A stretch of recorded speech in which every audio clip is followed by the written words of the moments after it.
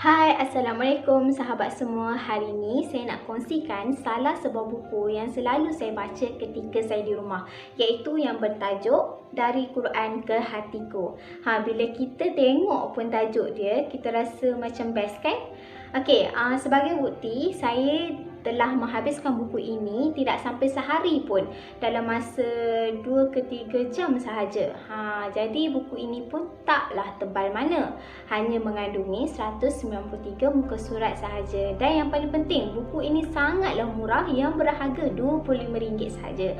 Maka sesuailah kepada para pembaca di luar sana yang ingin cuba untuk dapatkan buku ini. Okey, buku ini ditulis oleh Teacher Fari, yang mana beliau merupakan Chief Academic Officer Little Khalib International Sedang Berhad. Maksudnya beliau merupakan seorang tenaga pengajar lah di salah sebuah tadika Little Khalib. Buku ini diterbitkan oleh koleksi Tarbiyah Sentap.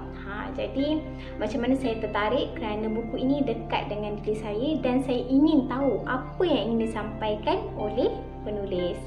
Okey, tanpa melengahkan masa, saya akan share 3 fakta menarik yang terdapat di dalam buku ini. Yang pertama adalah penulis menceritakan kisah benar yang berlaku dalam diri dia.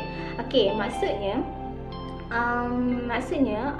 dalam buku ini penulis menceritakan setiap pengalaman yang dia lalui di setiap negara. Okey, contohnya tajuk flashback. Okey, yang mana rakan penulis menunjukkan salah satu potongan ayat dari surah At-Taubah, yang mana bila penulis lihat je ayat tersebut, penulis terus rasa tersentak dan ingin tahu, ingin mendalami ayat Al-Quran itu. Jadi sepanjang umur 25 tahun, penulis tidak tahu langsung berkenaan dengan ayat Al-Quran.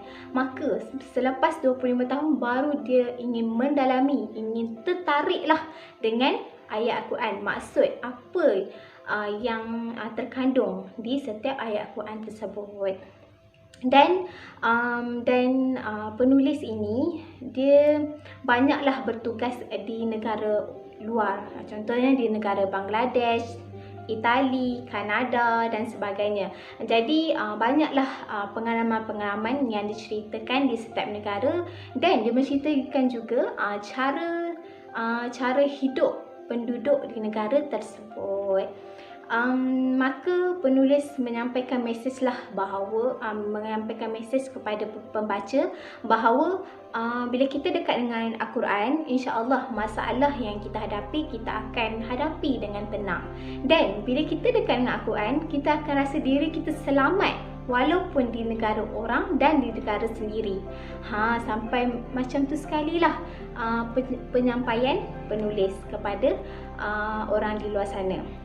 Yang kedua adalah menyentuh perasaan pembaca, yang mana bila saya baca buku ini, saya rasa sedih, saya rasa excited, gembira, tersentuh dan sebagainya. Okey, contohnya dalam bab ataupun dalam tajuk Fakirnya Engkau dan Aku. Maksudnya penulis pergi ke negara Bangladesh, yang mana penulis melihat banyak anak-anak kecil dan warga emas yang mengutip sedekah. Jadi di situ menimbul perasaan sedih, perasaan kasihan dalam diri penulis. Dan penulis ini ataupun buku ini membuatkan kita sebagai pembaca merasai apa yang penulis rasa.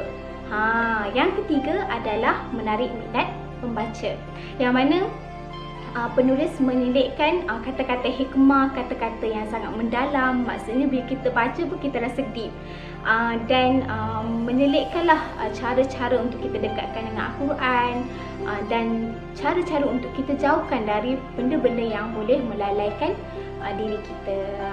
Jadi akhir kata, semakin engkau menjadikan Al-Quran itu peneman, semakin engkau akan menemui kebahagiaan yang kau cari selama ini. Itu sahaja daripada saya. Ingat, jadikanlah Al-Quran itu sebagai peneman hidup kita. Sekian, terima kasih.